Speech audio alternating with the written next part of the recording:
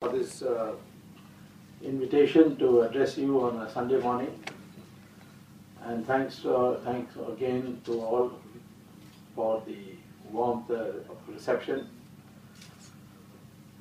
I'm very pleased that this meeting has been organized by the Professionals Against Corruption. Pleased to make the acquaintance of Chartered Accountant, very senior Chartered Accountant Ranjit Natu, and then have shared the dais with Shri Kailash ji and Shri Natraji, and address you all for is perhaps the most powerful and quiet section of our country, the Chartered Accountants. You can ruin a business, you can make a business look rosy, you can let crooks get away, and you can trap them also. Today I've been asked to speak about the agenda of the next government. I'm pretty sure there will be a change of government. And the present trends indicate, but in politics things change very fast, but present trends indicate that the NDA, of which I am presently a member as a president of the Janata Party, I have the ignoble record of never changing a party in my life. I feel inferior when I look at my other colleagues. And it's not that I didn't have an opportunity. I was pressured many times by Rajiv Gandhi to join Congress, by Narasimha Rao, but eventually I went by the advice of Parmacharya Shri Shankaracharya of Kanchi Kamakuti, who said never join Congress.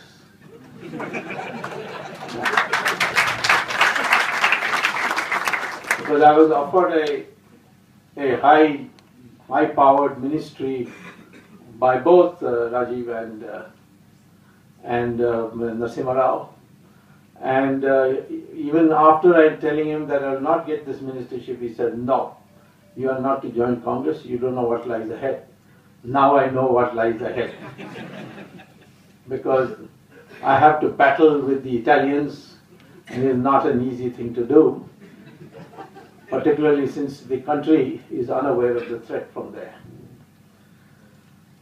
I will today address what kind of agenda, based on my discussions with the key figures in all parties in the NDA, the Shiv Sena, the Akali Dal, the Republican Party of Athawale, the Northeast Party of Sangma, and of course the BJP, whom I know very well because I began my career as a member of the Jansangh. I entered Parliament for the first time on Jansangh ticket. Then Jansangh merged into Janata Party. And for a variety of reasons which are now become obsolete, which I will therefore not mention, I could not join BJP in 1980. But I remained in Janata Party, and don't be surprised, in one of these days you might find Janata Party and BJP might merge also. And so I should be back in my old company of Jansanghis once again. But knowing all the members of the NDA, I have a reasonable confidence that the kind of agenda I'm going to present to you will be the one that will be implemented. So in order for that, I will divide the topic into 4 parts, to make it not to make it a dull recitation of the agenda. First, I will say, in formulating the agenda, what is the potential of this country that we must tap? And the first potential of India is its young population, which is now being called as demographic dividend. Once upon a time, they used to talk about it as a population problem. But today, they talk about it as demographic dividend. Why? Because the world over, nations are becoming aged. And this is creating problems. What is the problem in Europe today? What's the problem in Greece? What's the problem in Spain? Why are they heading towards bankruptcy? For one reason, that the number of people leaving the labor force, retiring, and then living longer and longer is much larger, these number of people is much larger than the number of people coming into the labor force because of smaller and smaller families. And this has been done rather drastically. And some countries it has gone to an extreme like Japan. But Europe is facing today the problem because they have to pay pension funds, out of pension funds, to the people who retire and live. And that previously was easy to do because more people came in than went out. So from their salary they could deduct the provident fund, gratuity, etc. for when they retire. And out of the fund they could pay the people who were retiring. So there was no financial problem. Today there is a pension bomb. And that is the root cause of the problem in Europe today. America has managed the problem because they have allowed liberal immigration. And Europe doesn't have that kind of liberal immigration policy as America, compared to America. And Japan has no immigration policy at all. They just don't let people come in very easily. So the average age of the Japanese population today is 50. The average age of European population is 48. The average age of the United States of America is 38. The average age of China, because of this crazy one child per family rigidly and vigorously imposed, is 37. But the average age of India is 27. 70% of our population is below the age of 35. Now, everybody knows that this is the young population that will produce the new results that come with fresh education. And therefore, if this below 35 age group can be empowered with enough skill that we can then use that skill for further economic development. Economic development is not based on more capital and more labor, but is based on the skill and the technology that you impart. And therefore, our first agenda must be to completely restructure, clean up, and make it skill-oriented, the educational system. So I would say that that educational system should focus on research and development to prepare our people from schools to go to colleges, from colleges to go to universities, from universities go to research. And from research, do original research, have patents and so on. There are many things waiting to be done. For example, we can easily do two things which will solve your energy problem. One is commercialize the hydrogen fuel cells, which we know now, our scientists know about. The Americans have done it all, but the Americans are refusing to commercialize it because they have got plenty of oil. They have put oil under the ground which will last them for another 60, 70 years. So the oil companies are such a powerful group in the United States. They say, no, don't touch this hydrogen fuel cell. Hydrogen fuel cells is a battery that you will put in the car, and through the chemical reaction, it will fuel the car to run. And it will be totally pollution free. And what will happen is, if the world adopted hydrogen fuel cells for its automobiles, then the demand for crude oil will go down fast. And if the demand for crude oil goes down fast, the Arab countries will be affected very badly. Some say it will be affected so badly that they'll have to return to tents and camels and not what they have at the moment, because all you dig a hole in the ground, get oil, and then you sell it and you get lots of money. Which means also financing of terrorism by certain countries of the Arab world would cease. But this is something which since we are importing a huge percentage of crude oil from abroad, this will solve a problem. We should focus on that. We should focus on thorium as a fuel for the nuclear reactors. Homi Baba foresaw this, and somewhere in the halfway we forgot after he was killed in the air crash. He saw that since India has 60% of the thorium, and uranium will exhaust itself completely by 2050. This thorium cycle, if we can crack, there are 3 cycles, 3 stages, fuel. And if we can have thorium-based nuclear reactors, which is very easy within reach, you will have enough clean power for the whole country. This power problem will go. Even today, power problem is largely because of mismanagement of the transmission.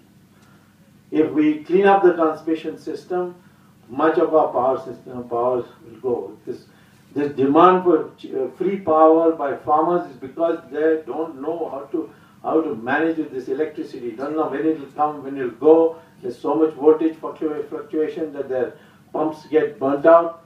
If you promise them that you will give them 18 hours of uninterrupted, steady voltage electricity, the farmers of this country will be ready to pay for that electricity willingly. That is the truth about the Indian population.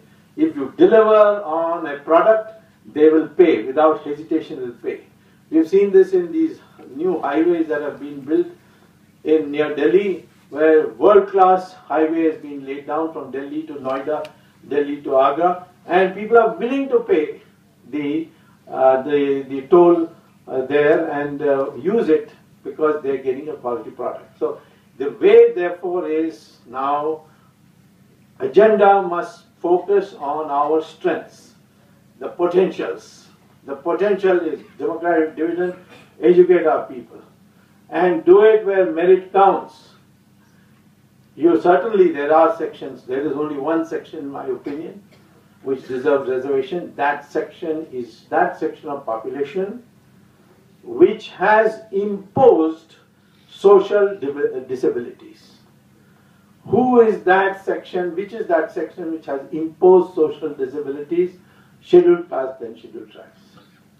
They deserve reservation, partly also because of the Pune Pact of 1932, where Ambedkar had the vision to reject the British offer for a separate electorate for scheduled castes when Mahatma Gandhi was fasting, and they had an agreement, and Mahatma Gandhi made a promise that when independent New India comes, he will see to it that there are reservations provided for the scheduled castes. So I have no problem with saying that because the scheduled caste and scheduled tribe population suffered imposed disabilities, therefore, for a time being, at least at least every one family should get it once.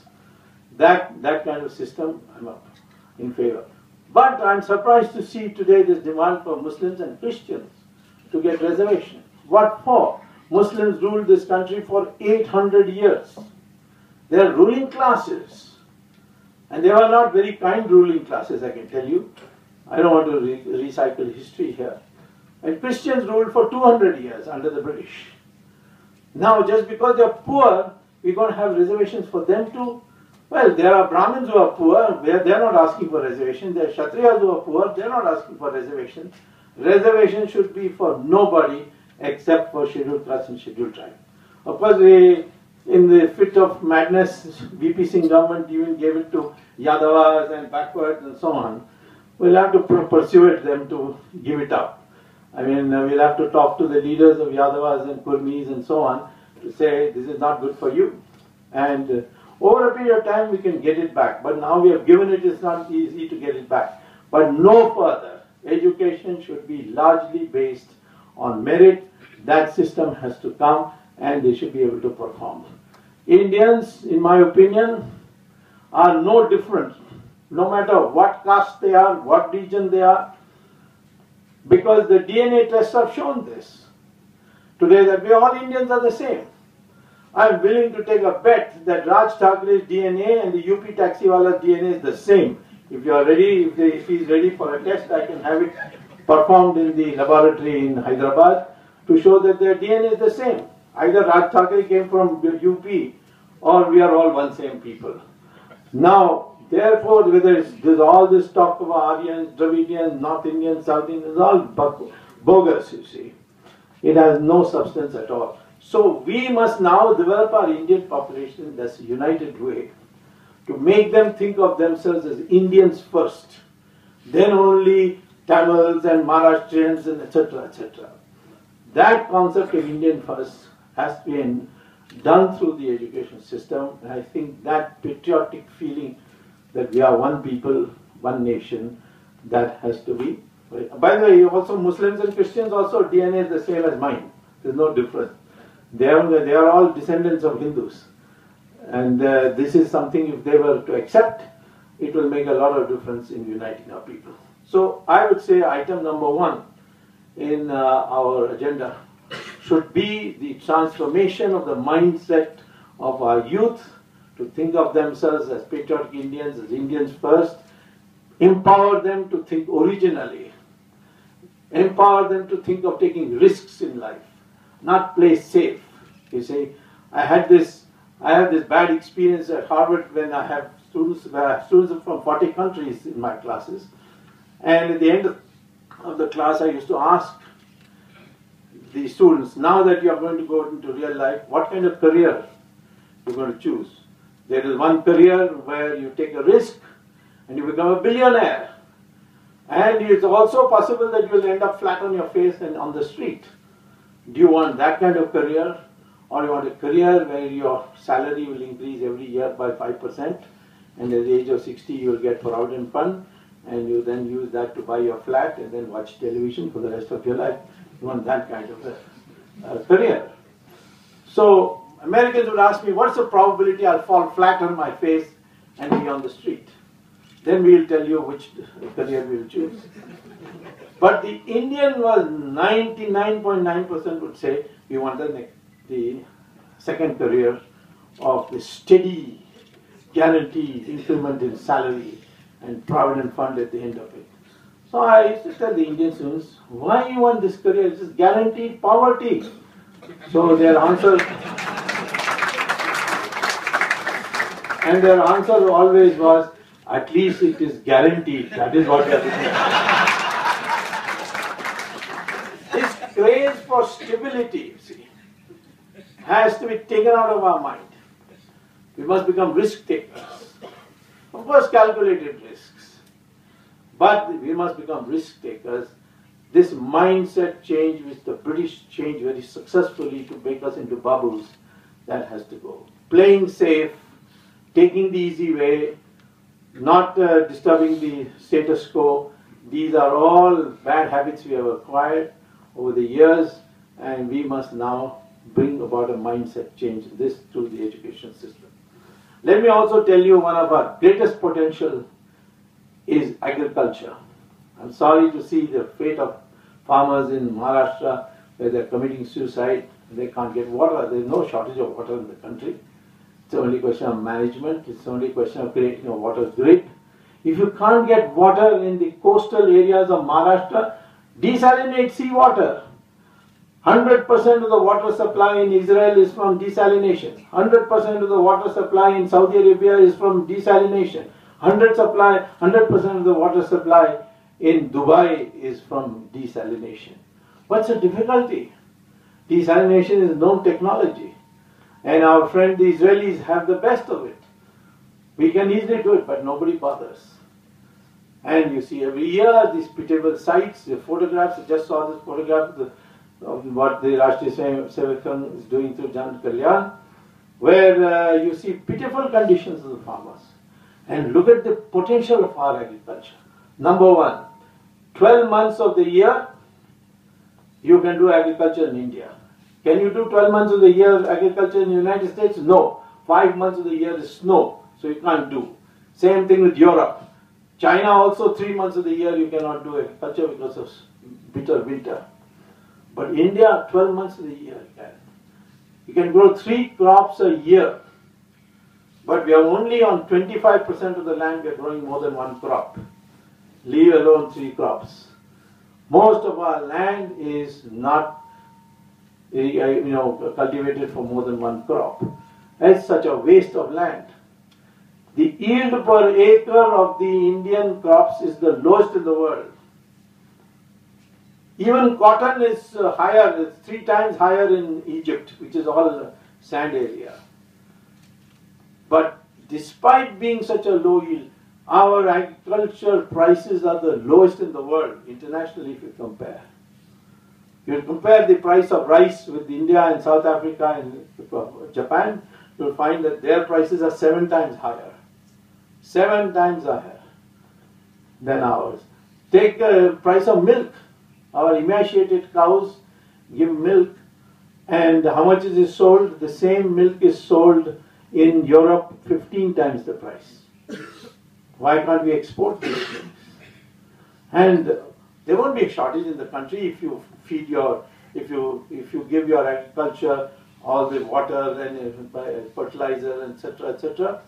The yield per acre will go up. In our Indian Council of Agricultural Research, we have experimental plots where we are growing 12 times as much. We get 12 times per acre yield as compared to the general yield in the country. The potential is there, and we have to exploit it. Even on milk, you see, we have 150 million cows in our country.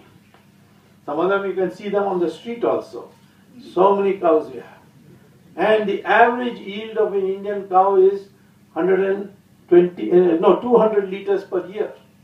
What is the average yield of a cow in Israel? 11,000 liters per year. Now just imagine if 150 million cows gave you 11,000 liters per year. I'll have to come to this chartered accountant meeting swimming in milk. That much milk there would be in the country. Export it. For that you have to fight in the WTO. Of course you should fight there. You should make a deal and get it through so that we can export our. There's no shortages. You need cold storages. You need district level airports. You need packaging industry. These are the things that need to be focused. And India can, once you globalize your agriculture, the farmers will not need any subsidy. They will earn much more by exporting. And today they don't need any great delegations to go abroad to get export contracts. You can get it from the internet. From the internet you can find out. And who's wanting it? You put in a query, you put a website, and our farmers are capable of doing that if you give them an opportunity. So I would say the second item of that agenda must be the development of agriculture to the point of it becoming a globalized sector. And there is no shortage in this country for that expansion. We have got enough of it. We have got enough of land. We've got enough of water. We have all we need is a focus. The investment in agriculture has been systematically coming down during the last 30 years. Never seen a country which has reduced its rate of investment in agriculture, but India. 60% of the people work, this is the position. So here is another agenda item, easy to implement.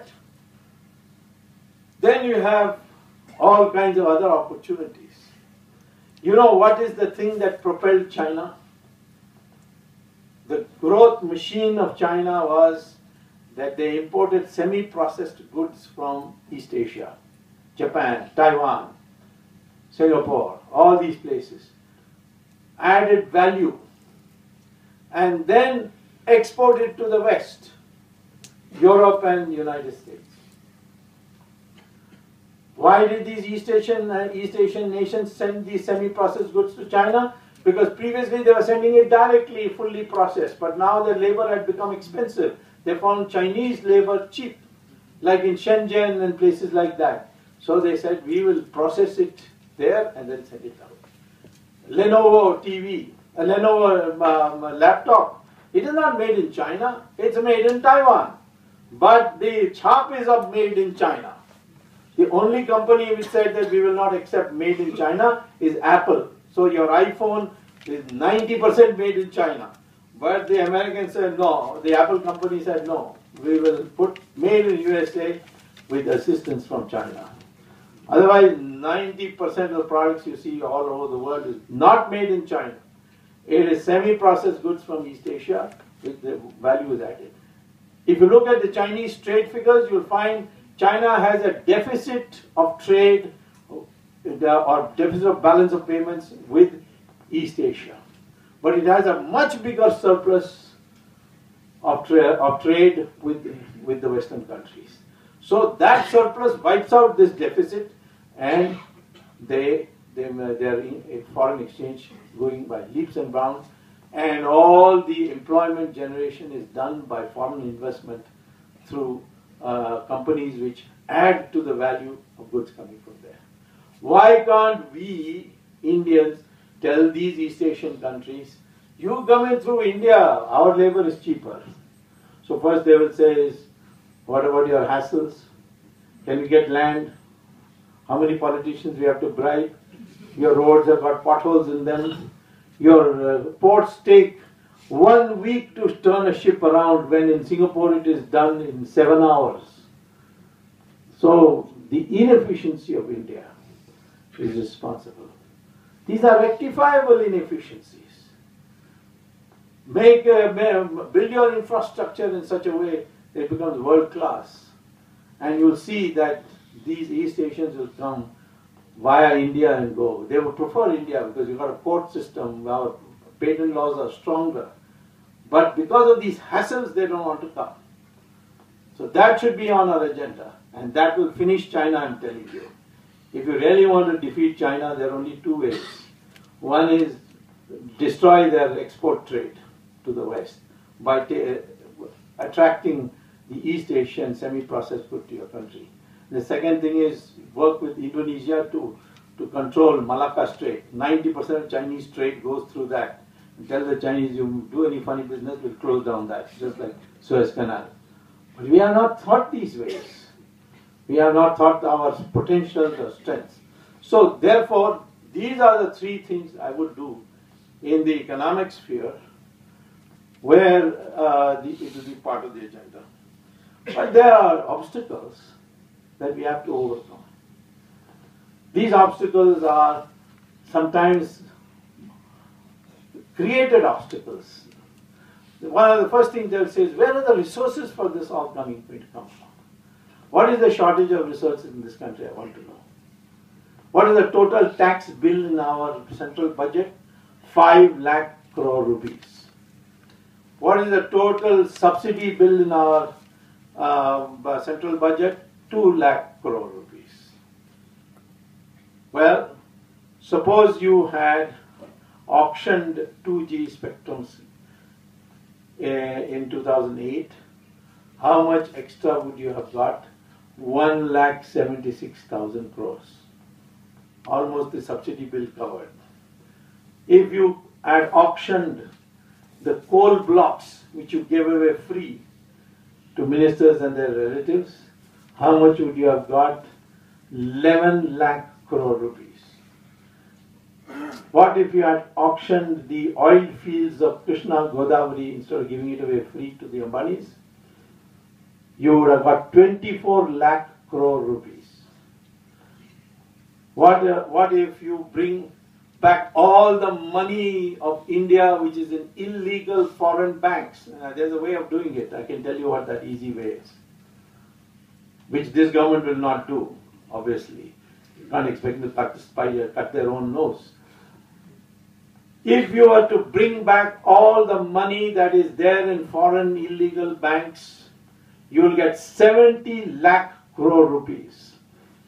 You add it all up, it's more than 1 lakh crore rupees. And your tax bill is only 5 lakh crore rupees. I would advocate that you abolish income tax. Because who pays income tax? The poor don't pay, they don't have enough money. The rich don't pay because they've got chartered accountants.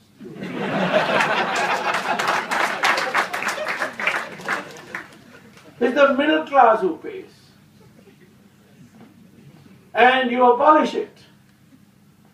Or if you have no guts to abolish it. I had told this to Narasimha Rao, he said, I don't have guts to do this. If you don't have guts to do it, declare that all your savings in recognizable forms like shares, bank deposits, etc. are tax exempt.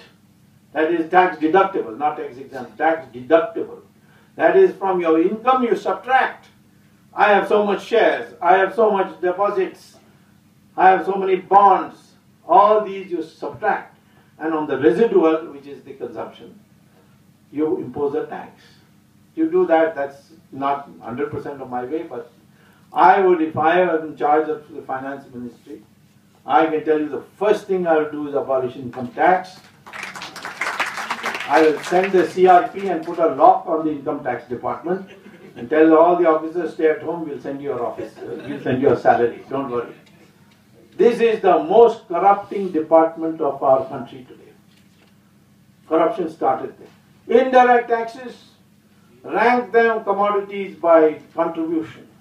You will be surprised to find out of all these large numbers of commodities which have excise taxes and sales taxes put on them, indirect taxes, top 25 give you 90% of the excise tax.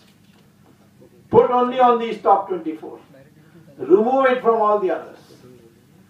Paperwork will go down, harassment will go down.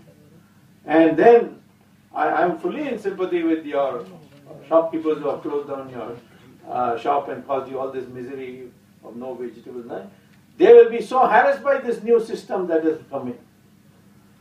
And if you were to do this, your rate of savings in the country will go up. If your rate of savings in the country goes up, your rate of investment will go up. If your rate of investment goes up, your growth rate will go up. If your growth rate will go up through indirect taxes, your revenue will also go up.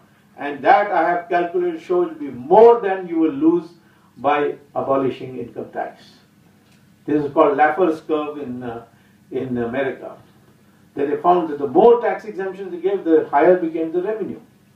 So therefore, I would say this is another thing that ought to be. It may put a lot of people you out of business. I'm sorry about that. But I know that you can do many other things. You can go into what CSR or something.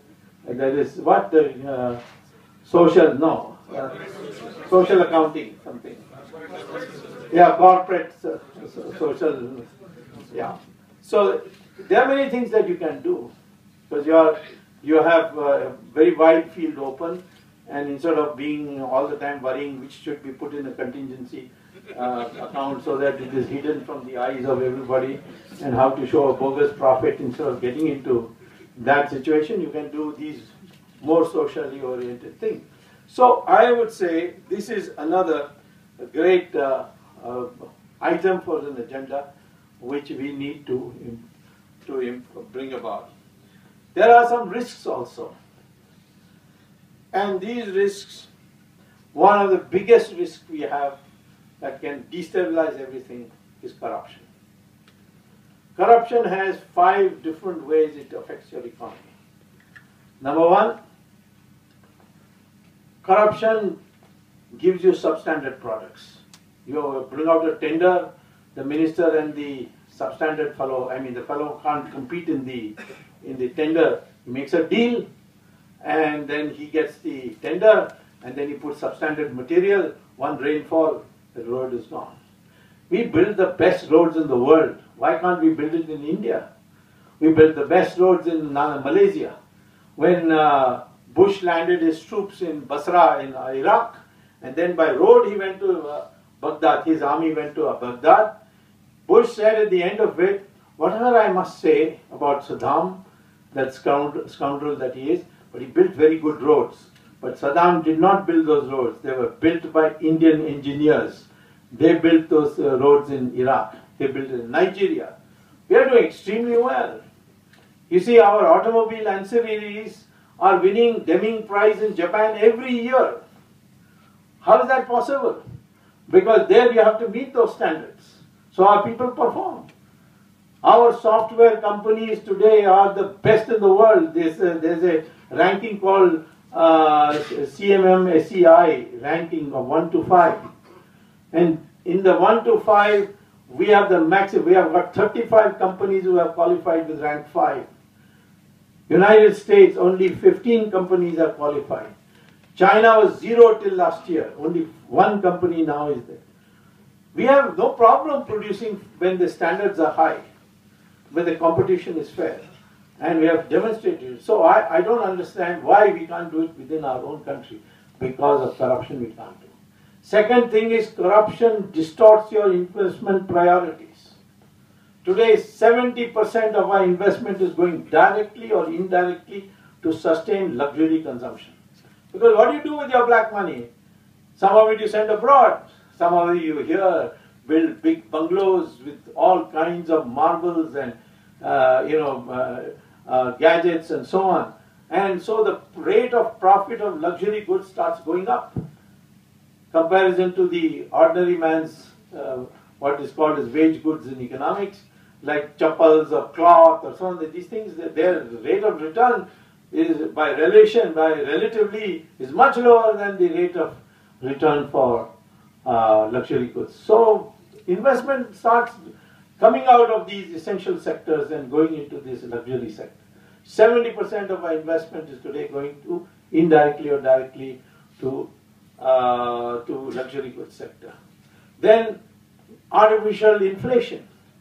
We have allowed now forward trading in agriculture.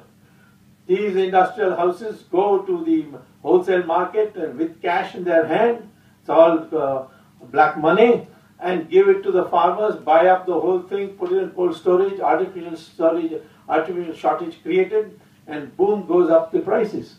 And when it reaches a certain peak, then they bring these products out, and therefore the agriculture prices in the last 4 or 5 years has been going up and down because of this. Similarly, our stock market, today India's stock market is one of the most rigged stock markets that you can find in the world. Why? Because this money goes abroad through the Hawala, and then from there it comes back via Mauritius as participatory note, and then gets invested here. Participatory note, Mr. Chidambaram has created a law by which the SEBI cannot ask you any questions about participatory note. Where did you get the money? All you have to do is go to Goldman Sachs or to Morgan Stanley or the Prudential US investments, what is Fidelity Investments, and put your bori of cash in dollars on the counter and show your Indian passport, because no other country in the world has participatory notes. Show your Indian passport, and that may be also forged because Indian passports are easy to get, and show it. Terrorists are doing that. They will give you a piece of paper called participatory note. You go then to Mauritius, set up a $1 company, and come here through that, invest in the stock market through the participatory note, which will be treated like cash. It won't have your name on it, just the amount. You can give it to the stockbroker, he will invest it. Prices will shoot up, stock market prices go up, and then you sell with the money that you got. Go to the Reserve Bank and say, I did it with participatory note, they will give you dollars. There's no capital gains tax because you're coming through Mauritius, poor country. You see, so out of sympathy we have said any company investing through Mauritius will not be subject to capital gains tax. And now I find in 2G that all these companies have an office in Mauritius. And all these offices are on the same street. Not only the same street, the same building. Not only the same building, but the same floor. Not only the same floor, but the same room, which is locked without any furniture. Because that's a convenient address to escape all the laws. So what is happening? A stock market has gone out of action. Now see the most serious part of corruption. How do you send the money abroad? Through the Hawala. What does the Hawala man do? He goes to Dubai and telephones his operator in Switzerland. मेरे पास इतना पैसा आ गया है रुपए में. Please deposit in dollars in such and such bank account in such and such pass number the money. So that fellow does it, and when somebody wants to come from here, he has got bodies of rupees here to take his dollars and give him the rupees without going to Reserve Bank. But there's one catch in this. If you go through Dubai, whoever it is, he has to tell the ISI of Pakistan what your transactions are. The ISI has today got the names of every Indian minister who has got a foreign bank account, his name, his number, his password, everything. And they'll blackmail you with it, and they do blackmail you. That's why we are so scared of Pakistan. They do anything, we'll say, oh, Shanti, Shanti, Shanti.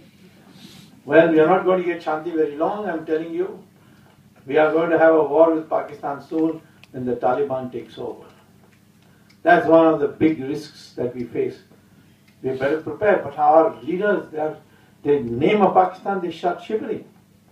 So that is because they know that Pakistan knows about you, and tomorrow they can put a photocopy of your bank account returns, secret bank account returns on the front page of the Times of India. That's the end of your career. So therefore, we are compromising because of corruption on national security. Now, there are solutions. It's not that we don't have solutions. One way is to use technology. That's a small part of the solution, not a big solution. Use technology to see that the discretionary power of the officer goes. Railway reservation, huge corruption used to be in the 70s and 80s. You couldn't get a berth without bribing 3-4 people. Today you get it on the internet. Even the internet, they're trying to fix it, but still, by and large, you can do it with minimum corruption today. You get a printout, you will send an SMS, you know whether your waiting level has gone from 24 to 2, you know everything. Or you want a form, land, something connected with land or electricity, you go on your computer and print it out. If you are a poor man, you can go to one of these internet cafes and get it printed out. So you don't have to give the chaprasi some money and to wake up his senior officer so that he can get the form. So that's technology one way. Second way is the American way, which is to, if you catch somebody, don't let him go. Put the book on him. People ask me, why are you going after all Sonia Gandhi and Chidambaram and all so much? This corruption is widespread. I said, no, if I catch these big people, then I've got it all. And 2G is not an ordinary matter. The total amount of money distributed as bribe is 60,000 crores. Nothing compared to 1,76,000 you lost, but 60,000 crores. Raja got only 4,000 crores. Only. That is 4,000 crores nowadays. Chidambaram got 5,000 crores. Why? I found out later. He has slipped out of my hand, but I got long hands. I'll catch him one of these days. I'll tell you how also. But Karunanidhi got 15,000 crores. Why? Because he got 3 wives, so we have to make some allowance for that. And Sonia Gandhi got 36,000 crores. Now, all this money, you see today, is what would have been Indian governments.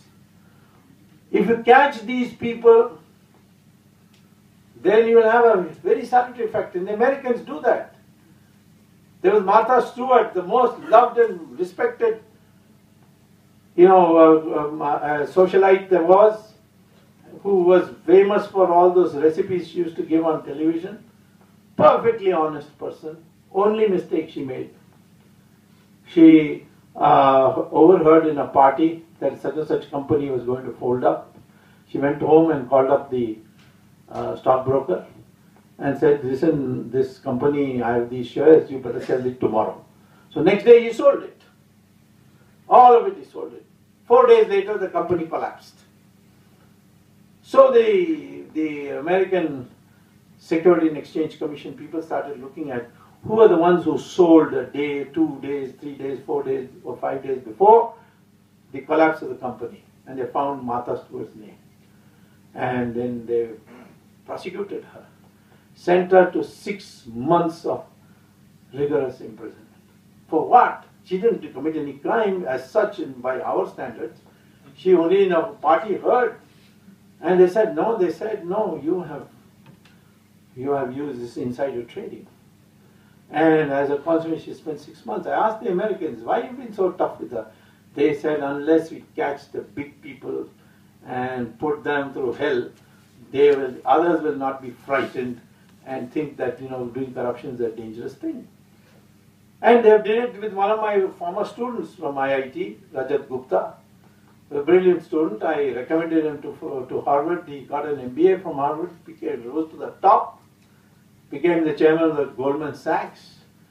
And one day he was caught telephoning an LTT fellow. Not that he knew he was LTT, but he was a Wall Street broker called Rajaratnam. The Americans were tapping him to see whether he is donating money to the LTT. And there this man's phone call comes. Just come out of the board of meeting of the Goldman Sachs and we have decided to do this. And the entire world, including Manmohan Singh, wrote a letter to the United States government. Please, for God's sake, he has done such wonderful work. Don't, put him to jail. But the judge ruled. He said, I have got all these messages forwarded to me, but I say all the more reason he should go to jail, because when people like these people, so highly placed, who don't need money, do this kind of thing, they must be made an example of, so that the rest of society knows that the long arm of the law can reach you. And he was sent to jail. He's in jail.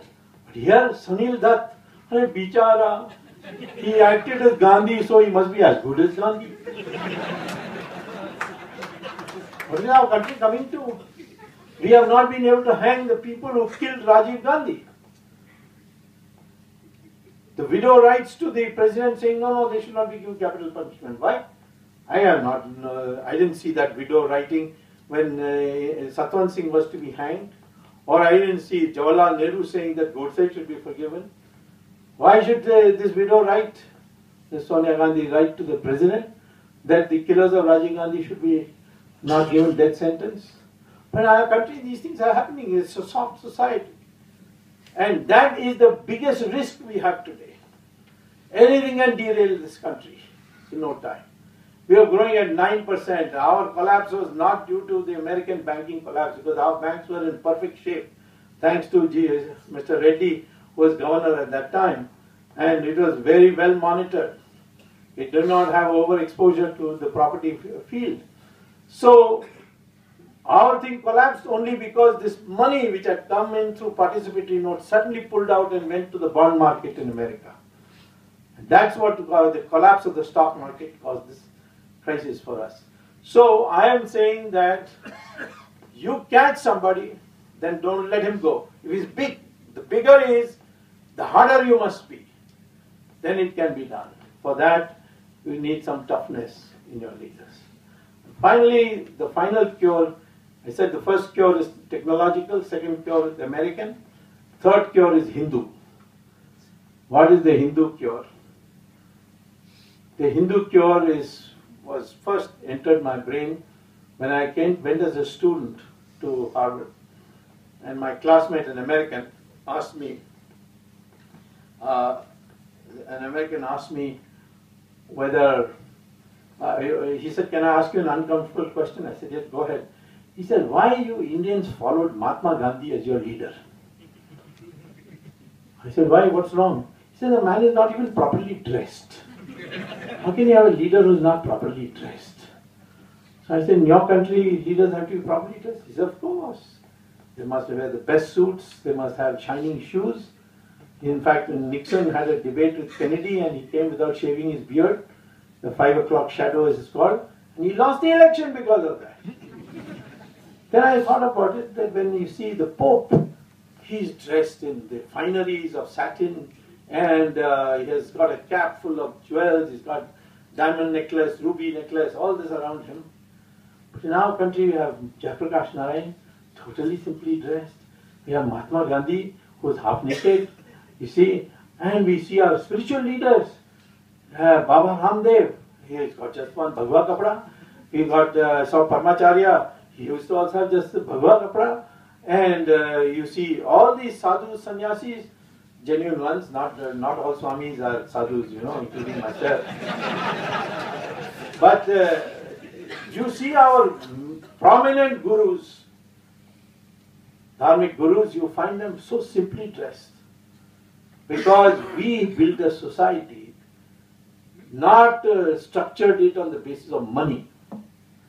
We structured it on the basis of knowledge, a person who is knowledgeable, and sacrifice. So when Brigu created this Varna Vyavastha, which is now degenerate because it got connected with birth, it was never with birth, it was a decentralization of power. When Brigu created that kind of a society, he said that the highest in the society will be the person who is pursuing knowledge, but he must not have any weapons, he must not have any money, wealth, and he must not have any land. That is the Rishi. And it has nothing to do with birth. Because Veda Vyasa was born of a fisherwoman, and he became Maharishi and wrote the Mahabharata. And Valmiki was born of Dalit parents, and he wrote the Ramayana, he became Maharishi. The Kalidasa, what was he doing? He was cutting trees, and that too he didn't know which end of the branch he should sit. That person became Maharishi, the greatest Kavi of ours. The biggest Rishi, the Rishi of Rishis, Vishwamitra, was born in a Kshatriya family. It's got nothing to do with birth. But we did not allow wealth to determine the social status of a person. It was based on, the highest was based on sacrifice. And that meant money was essential, but it was not everything. If you wanted to make wealth, no bar. But your status will come if you were philanthropic. Beyond your need, you donated. When I went to the IIM in Ahmedabad to address the students, I asked them after the course was over, why did you come with all this heavy competition to do this degree? What is that motivated you? 99% students told me we'll get a good job with a very good fat salary, which is why we have come. I said, you mean you don't bother about the theory of finance or inventory control or operations research or marketing? That has not brought you here, it is just your salary. He said, yes. My father's generation went for engineering because they would get a good job. We also want a good job. And in Hindustan Times or Times of India matrimonial column, if you say IIM, MBA, then automatically my dowry also goes up.